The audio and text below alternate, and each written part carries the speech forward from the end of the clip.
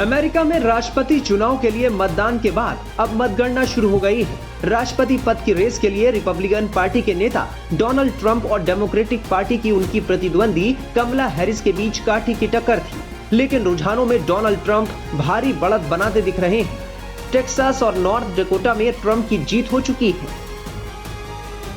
Republican party के Donald Trump 100 से ज्यादा सीटों पर आगे चल रहे थे, वहीं डेमोक्रेटिक पार्टी की कमला हैरिस 71 सीटों पर। हालांकि ये शुरुआती रुझान है और पहले भी ऐसा देखा गया है कि जैसे जैसे वोटों की गिनती आगे बढ़ती है तो रुझान पलट भी जाते हैं। 2020 में भी ऐसा देखा गया था कि शुरुआती रुझानों में डोनाल्ड ट्रंप ने बड़ी बढ़त बना ली थी, लेकिन वोटों की गिनती पूरी होते होते जो बाइडेन ने ट्रंप को पछाड़कर जीत हासिल की थी। ऐसे में शुरुआती रुझानों को देखते हुए किसी निष्कर्ष पर पहुंचना जरा जल्दबाजी होगी।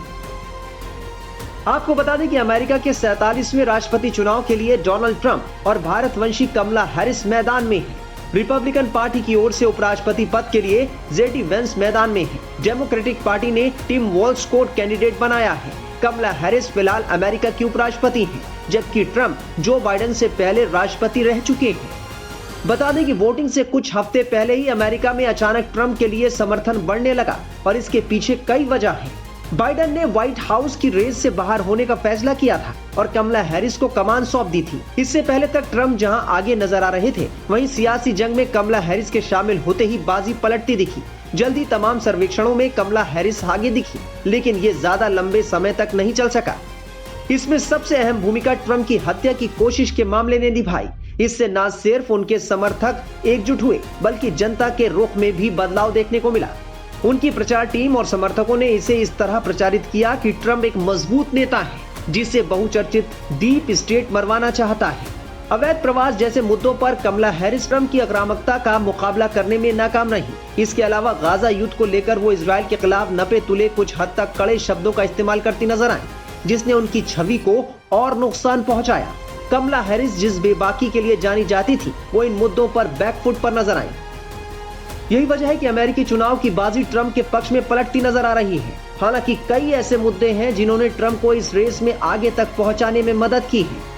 अमेरिकी राष्ट्रपति के तौर पर अपने पहले कार्यकाल से ही डोनाल्ड ट्रंप अमेरिका फर्स्ट नीति के मजबूत पक्षधर रहे हैं। उन्होंने अवैध प्रवास का कड़ा विरोध जताया। 2016 में भी उनके अभियान में इस बात पर जोर दिया गया था कि विदेशी लोग अमेरिकियों से नौकरियां छीन रहे हैं। ट्रंप ने मौजूदा चुनाव में भी इस मामले में सख्त रुख अपनाया है।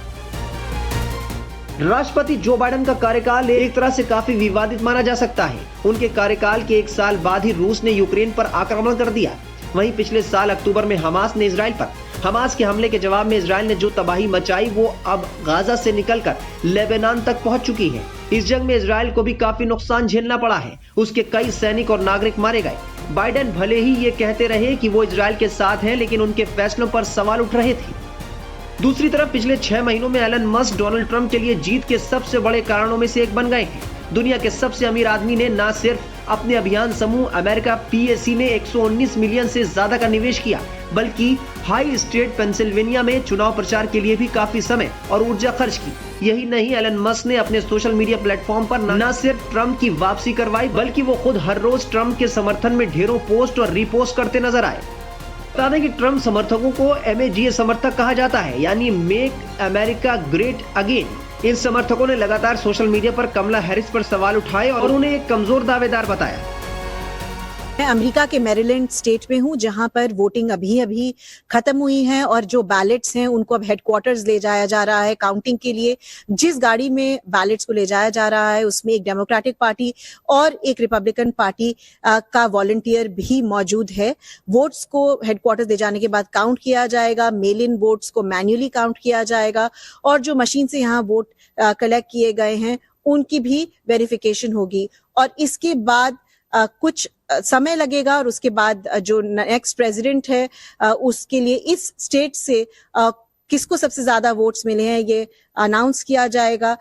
यूएस में 50 स्टेट्स हैं और हर स्टेट में वोटिंग अलग अलग टाइम पे खत्म हो रही है, क्योंकि अमेरिका जो है वो 9 टाइम जोन्स में डिवाइडेड है और सबसे लास्ट में वोटिंग हवाई और अलास्का में ईस्टर्न टाइम 12 बजे खत्म होगी और उसके बाद वहां काउंटिंग शुरू होगी। तो अभी ऐसा लगता है कि लगभग कुछ दिन लगेंगे, 1 से 2 दिन तो लग ही जाएंगे जब फाइनल रिजल्ट्स आएंगे। जो अर्ली रिजल्ट्स अभी हम देख रहे हैं उसमें डोनाल्ड ट्रंप ने पकड़ बनाई हुई है, पर इसका यह मतलब नहीं है कि कमला हैरिस कैचअप नहीं कर सकती हैं, क्योंकि जो डेमोक्रेटिक स्टेट्स हैं वहां पर मेल इन बैलेट से ज्यादातर लोग वोट करते हैं, तो मेल इन बैलेट जो है उनको काउंट करने में ज्यादा समय लगता है।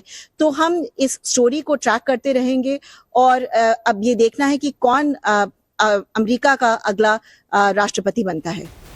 पूर्व राष्ट्रपति डोनाल्ड ट्रंप 4 आपराधिक मामलों का सामना कर रहे हैं। ये चुनाव उनके राजनीतिक और व्यक्तिगत जीवन के लिए निर्णायक हो सकता है, जिससे उनकी कानूनी लड़ाई कम से कम 4 साल के लिए टल सकती है या फिर रद्द भी हो सकती है। लेकिन अगर ट्रंप चुनाव हार जाते हैं तो सजा और मुकदमे जल्द ही शुरू हो सकते हैं। फिलहाल रुझानों पर नजर डालें तो वो काफी बढ़त बना चुके हैं।